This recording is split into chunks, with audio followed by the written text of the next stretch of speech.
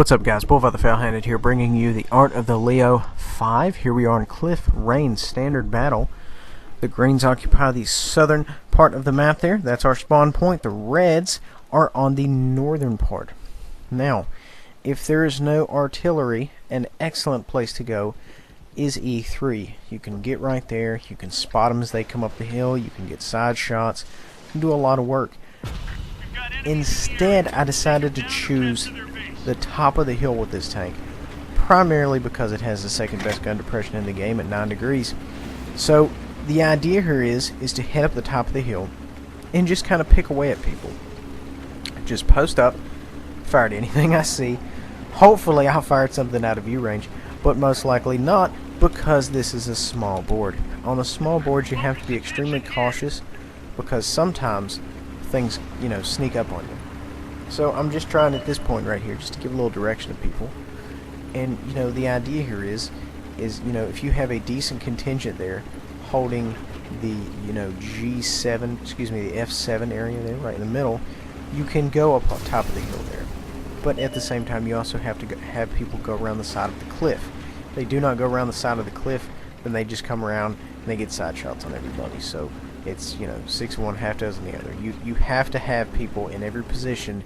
If not, things are going to go bad.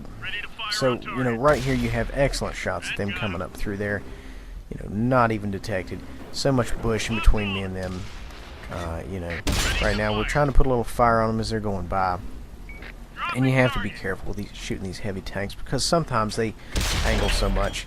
It's not even worth it, you fire at them and you're like, oh, it was all red, why didn't that pin?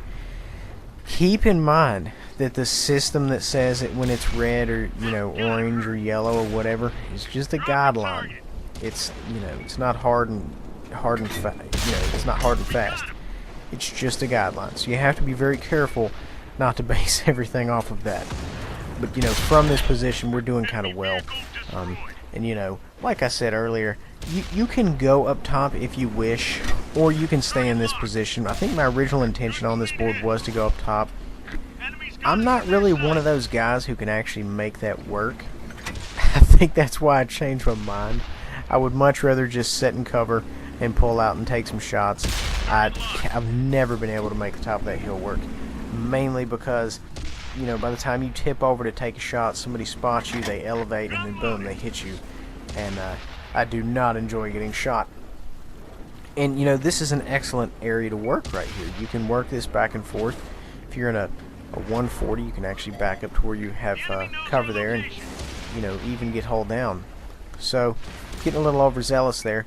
I was almost afraid I would get shot. You have to be very cautious here. Like I said before, you don't want to get too antsy. You don't want to go in too full throttle. You just kind of want to pick at people. And that's kind of what we're doing right now. Just want to take shots where you can. You don't want to rush in with this tank. This is not a full throttle, let me get up in there and see what's happening type of tank. This is a post up, shoot, be cautious type of tank. You have to be in cover. And that's just a good general rule for any medium right there. Now, typically, the best thing that I have found out that works for me is, in order to get good shots, is you want to snap and then aim. Now what that means is your right shoulder is your snapshot. That will immediately bring the turret to bear on what's ever around those two green lines there, those two green half circles, I guess is what you would call it. Whatever's in those lines, you right shoulder and it'll snap onto them. And then once it does that, then you can then what I typically do is I fine tune it. I'll hold left trigger and I'll do my aim, because in the commander's view, which is what I'm utilizing right now, it may not it may show you that your reticle is completely small, but when you move into sniper view it may not be small at all. So that's why I'm a big advocate of snap and aim. It gets you locked on. You're at least in the general vicinity, and then you could tack drive around in there. And that's exactly what we're doing right here. We're snapping and aiming.